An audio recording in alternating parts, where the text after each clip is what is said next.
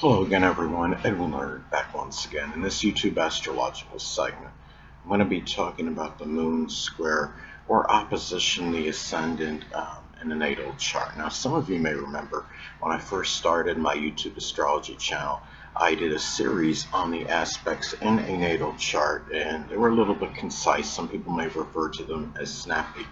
So what I decided to do was make another series on them in which the videos would be a little bit longer and more descriptive. So anyway, first thing up is, well, if you have the moon square or opposite the ascendant in a natal chart, there may be difficulty in terms of meeting that need, which is the moon, for new beginnings, which is the ascendant.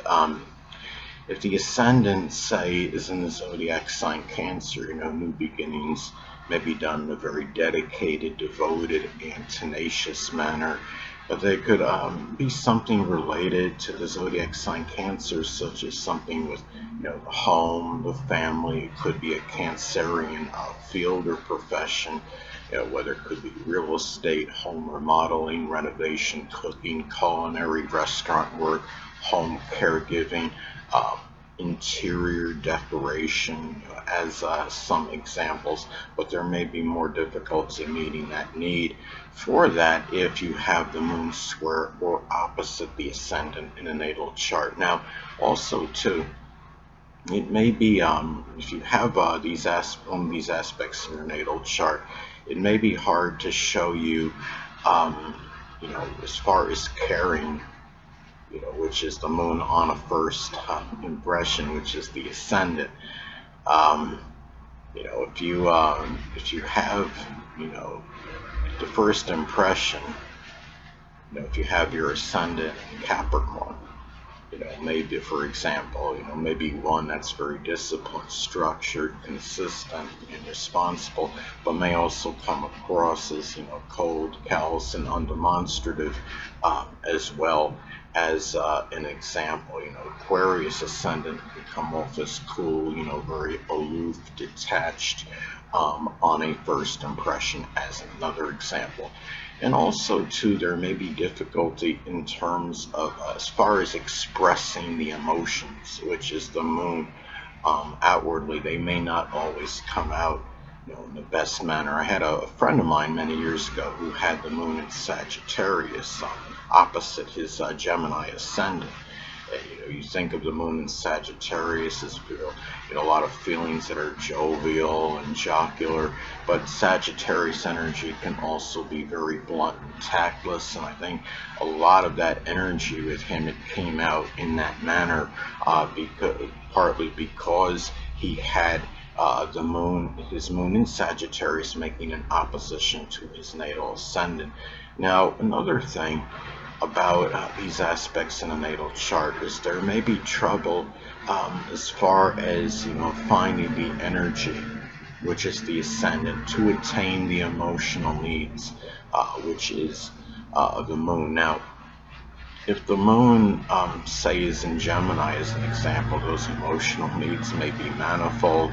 They may be tied in with communication, assimilating and disseminating information, and maybe things with manual dexterity, such as working on cars or refrigerators, as some examples. If the moon is in Aquarius, those emotional needs may be tied in with friendships, humanitarian, altruistic endeavors. It could be doing something with astrology, astronomy, computers, electronics, aviation, or meteorology, as some examples. But if you have the square or opposition aspect, from the ascendant to this, there may be difficulty in finding that energy to do so.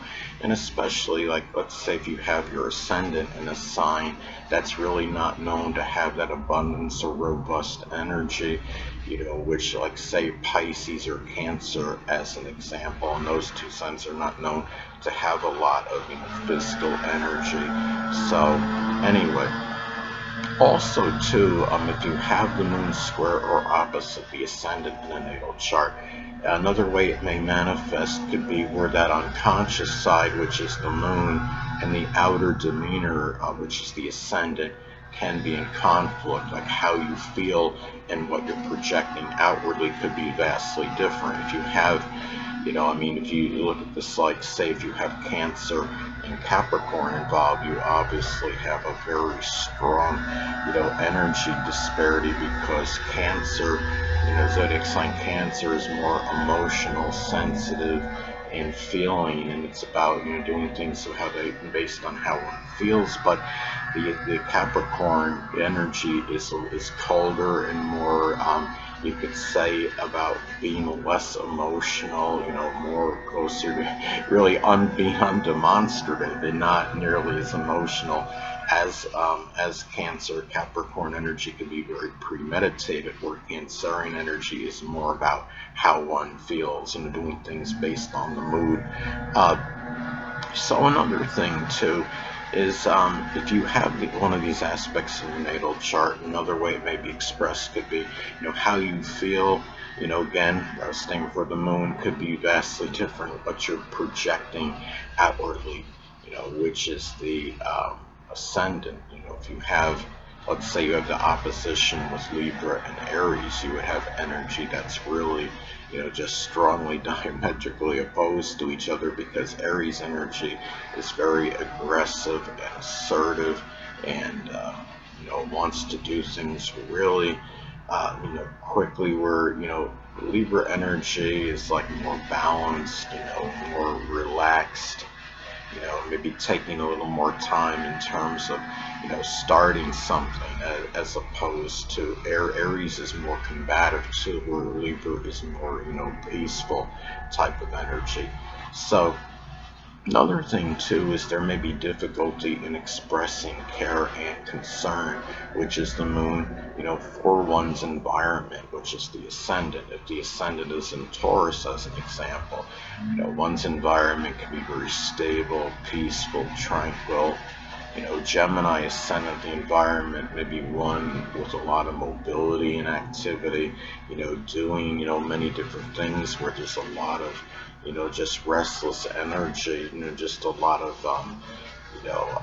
I would say general, it could be a lot of general activity, again, and a lot of, moving around, doing many, different things. Aries ascendant may have more of an aggressive, combative type of environment that one, may be in. Now, another thing too is that if you have the moon square or opposite the ascendant in the natal chart, this is about, it could be, having, the environment itself, the ascendant, which is the ascendant, may generate, negative, feelings or emotions, which is the moon, may bring out negative qualities, more of that, unconscious side, which is the inner personality, which is the moon. If the moon is in Virgo, as an example, it may bring out a lot of cynical, judgmental, and critical, type of, feelings. Moon in Pisces can be, more, chaotic emotions, as some examples. Now, another thing too is that the mother and family, which is the moon, may not be, compatible with those qualities that you naturally express, which is the ascendant.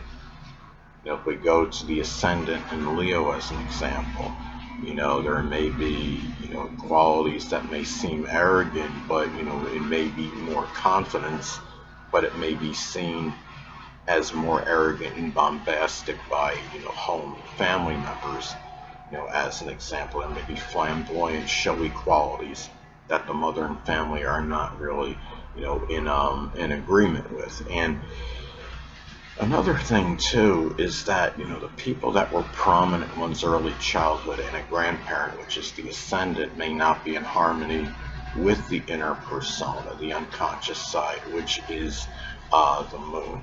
Now, if you have, say if we use the moon in, let's say Sagittarius as an example again, it could be, that inner persona, the unconscious side. It may be qualities that could be reckless or overly freedom loving, tactless, blunt qualities. The adventurous side, not, just, those kind of qualities, may not. It is where the people again that were prominent ones early childhood and a grandparent may not be in agreement with.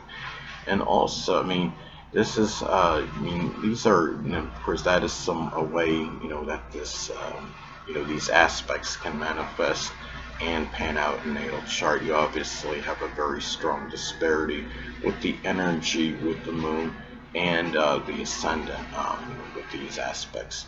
Anyway, people, that'll conclude this YouTube astrological segment. Until next time, Edwin Learnard saying, stay well.